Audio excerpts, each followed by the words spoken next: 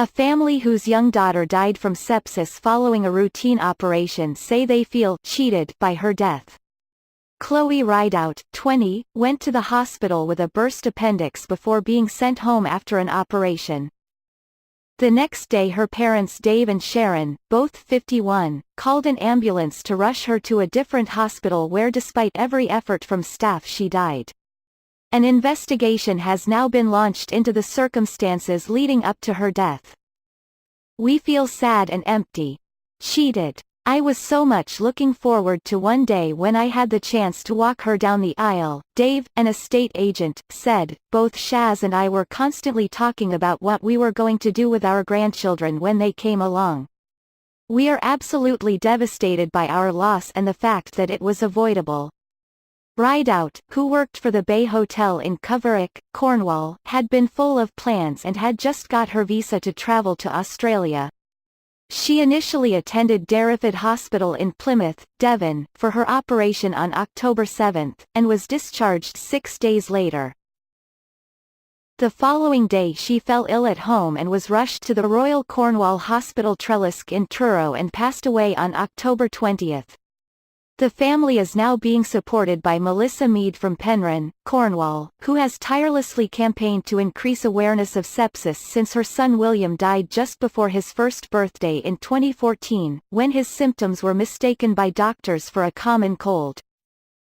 Mead, now an ambassador for the Sepsis Trust, said Rideout should never have been discharged from hospital as she was already showing signs of the infection. She died in Trellisk Hospital in Cornwall, but she was discharged from Derriford and the sepsis should have been picked up before she was discharged. Mead said, there was a significant delay because of the discharge. She went in with what turned out to be a burst appendix, but she wasn't operated on for 50 hours. After the operation, she was showing signs of sepsis but she was discharged. When the medics got to her they immediately knew what was going on and rushed her to Trellisk and they did everything they could, but it was too late by that point, she said. Mead said that despite the concerns over her discharge at Derriford, she said the family wanted to stress that staff at the Royal Cornwall Hospital did a really good job.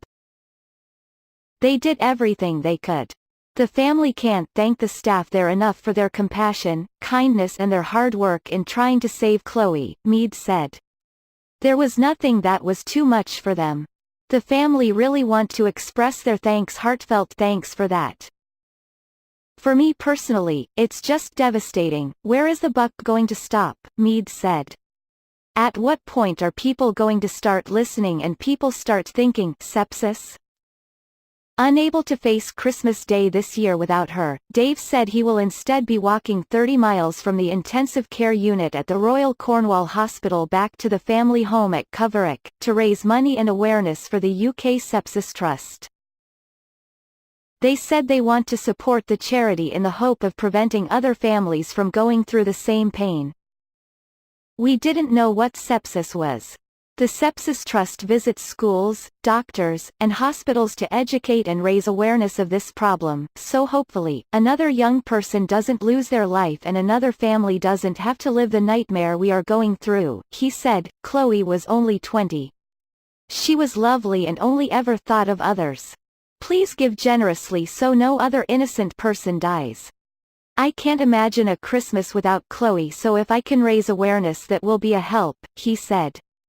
An online fundraising page has already raised $11,214, almost 4 times his initial $3,000 target, to help the charity continue its work in spreading awareness of the symptoms of sepsis. For adults, these include severe breathless, extreme shivering or muscle pain, slurred speech or confusion, and mottled or discolored skin. For children, symptoms include breathing very fast, convulsions, mottled or bluish skin, extreme lethargy and feeling abnormally cold to touch.